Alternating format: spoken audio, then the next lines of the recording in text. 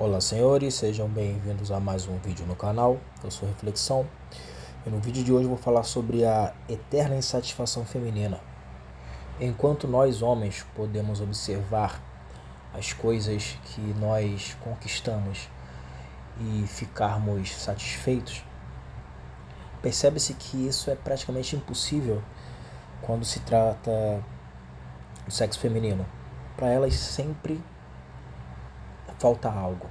Para elas sempre falta o próximo passo, o próximo degrau. E além disso tem o agravante delas externarem isso. Elas não ficam com a insatisfação dentro delas. Elas fazem questão de fazer com que o seu parceiro se sinta mal, se sinta culpado por não ter alcançado, por não corresponder às expectativas irreais que ela cria em sua própria mente. Para começar, podemos falar sobre o tédio que a monotonia traz para elas. Elas estão sempre comparando as vidas que elas têm com as vidas que as amigas têm.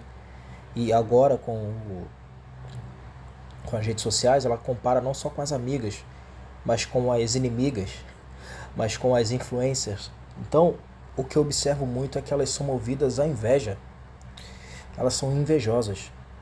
Elas têm inveja da viagem que a amiga fez e ela quer fazer também.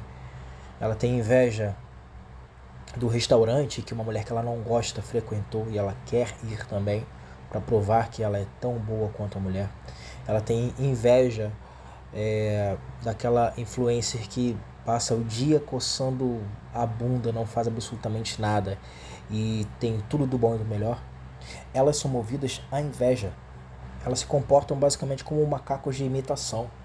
Alguns estudos indicam que elas podem ter maior ativação do que chamamos de neurônios espelho, possivelmente explicando sua tendência de maior empatia, conexão emocional. Isso pode transformar também desejos individuais em um comportamento coletivo quase instintivo, semelhante ao que se observa nos primatas, que copiam ações sem questionar o propósito. Porque os neurônios espelho são fundamentais para imitação e aprendizado social. Isso pode explicar como muitas mulheres seguem comportamentos de amigas e influenciadoras de Instagram, por exemplo, buscando pelo que elas sempre correm atrás, né, cara? Que é a validação e pertencimento a algum grupo, a alguma tribo. Porém, eu não estou falando aqui que os homens também não são afetados por isso, entendeu? Não estou dizendo aqui que os homens também não sentem necessidade de fazer parte de um grupo. Isso é comum ao ser humano, nós evoluímos dessa forma, né? Convivendo em grupos. Porém, nota-se muito mais esse tipo de comportamento em mulheres do que em homens. Vamos ao próximo ponto, que seria a vida promíscua e a busca pelo hedonismo. E a liberdade sexual promove o não julgamento, basicamente criminalizando qualquer tipo de observação que a sociedade possa vir a fazer com relação a esse comportamento destrutivo feminino. E quanto maior o número de parceiros, mais insensível e insatisfeita ela se torna. E está sempre buscando pelo homem perfeito, porque na cabeça dela ela cria como se fosse um experimento científico onde o homem necessita ter as características dos homens ideais, dos melhores homens que ela já se relacionou. Então tem que ter a altura de Zezinho, tem que ter o shape de fulano de tal, e ela vai criando aquele Frankenstein que junta todas as melhores características dos melhores homens que ela já se relacionou. E isso faz com que ela fique muito insatisfeita, porque não existe esse homem perfeito. E muitas delas pensam que conviver apenas com um homem, ou poucos homens, faz com que ela esteja perdendo tempo, perdendo a beleza, perdendo a jovialidade, gastando suas fichas em algo que poderia ser muito mais divertido. Daí vem a ideia de viver no carrossel, né? É aquele papo do tem que aproveitar, amiga, tem que aproveitar enquanto tá nova, enquanto tá bonita, né? Para ser balde de esperma de um monte de gente. E obviamente elas também estão muito insatisfeitas com o mercado de trabalho. Afinal de contas, bem, trabalhar dá trabalho, né? E cansa. Se criou uma fantasia de que toda mulher seria CEO, seria empresária, teria cargo de chefia. E pasme, nenhuma delas fez nenhum tipo de conta básica, onde fica bem claro que não há cargo de CEO para todo mundo. É matemática básica. Mas quem precisa de matemática básica? Quem precisa de contas? Quem precisa de racionalidade quando se pode usar apenas o seu emocional para tomar decisões? E o narcisismo delas não permite com que elas sejam apenas uma coadjuvante na empresa. Não permite que elas se contentem com um cargo onde elas se enxerguem como alguém inferior, como um peão ali no jogo de xadrez. Então, quando elas começam a observar que está perdendo 10, 11 horas do seu dia trabalhando por um salário mínimo, está tomando mijada de chefe, muitas vezes mulheres, e viver uma vida que os homens vivem há muito tempo, para elas é difícil. Bem, bem-vindas ao mercado de trabalho. Nós, homens, sabemos como funciona há décadas e décadas e décadas. Elas estão nitidamente cansadas de pegar transporte público para ir trabalhar. Você vê a cara delas de puta da vida por estar num transporte público, por estar num ponto de ônibus aguardando para ir para o que elas consideram uma senzala. Aí quando ela vê que ela fez 30 anos, 32 anos e não se tornou uma CEO, ela começa a surtar, basicamente surtar. Ela não tanca o mercado de trabalho, pelo menos não sem os antidepressivos, né, senhoras? Falando em antidepressivos, há estudos que já comprovam que as mulheres estão mais infelizes a cada década que passa. Elas não estão dando conta de ser um adulto normal, de viver a vida de um adulto normal, onde se trabalha mais do que se vive.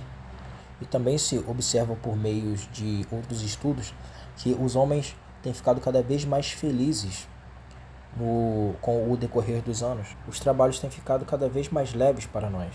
Claro que isso é multifatorial, eu não vou deixar de levar em consideração que elas têm as questões hormonais que as afetam bastante, porém não é determinante e eu não posso aqui ser leviano de infantilizar a mulher que já é adulta, já tem suas responsabilidades, ela tem uma coisa que se chama cérebro, então ela pode ser racional e eu creio que nada justifica certos tipos de comportamentos. Sendo assim, então, o homem poderia justificar o seu alto nível de testosterona, que é um dos responsáveis por mais agressividade.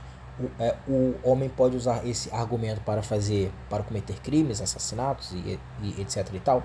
Obviamente que não. Então, não podemos usar esse pretexto para tirar a responsabilidade dos atos das mulheres. E cada cão que lamba sua caceta, porque todo mundo tem que ser responsabilizado pelos seus atos. Uma coisa que também deixa elas muito insatisfeitas, quer dizer, tudo deixa elas insatisfeitas, né? Bom, a jornada dupla. O que eu posso dizer sobre isso? O problema é delas. Elas quiseram ir para o mercado de trabalho. Isso é problema delas. Como eu acabei de falar, cada cão que lamba sua caceta. Elas fizeram isso porque quiseram. Mas para evitar isso, a estratégia delas é se tornar carreirista. E só engravidam depois que elas passaram dos 30 e poucos anos, ou até um pouquinho mais. É claro que engravida do Betinha muitas vezes, né? Que é aquele que vai poder sustentar, que vai poder prover, que vai poder manter a casa. Óbvio que bem depois dela ser usada por um monte de shed aí, por um monte de mandrake, por um monte de cara de baixo valor. Não sobra nada para o Betinha. Quer dizer, sobra, né? Às vezes ele cria um filho que nem é dele, ele está sustentando a casa, sobram os boletos, o sexo de péssima qualidade, né? E uma possível paternidade que algumas vezes é falsa. Aceitou jornada dupla porque quis, não quis ir para o mercado de trabalho? Aguenta. Aí a sociedade fala, nossa, é muito difícil ser mãe e trabalhar, e coloca a mãe lá em cima, né? Como se toda mulher fosse boa mãe. Isso é uma falácia, cara. Isso é uma mentira absurda. Eu mesmo conheço várias que, pra elas, a maternidade é um fardo. Mas a porra do genocentrismo e do marianismo faz com que elas sejam pedestalizadas em todas as circunstâncias. Mas eu posso afirmar que isso é um mito.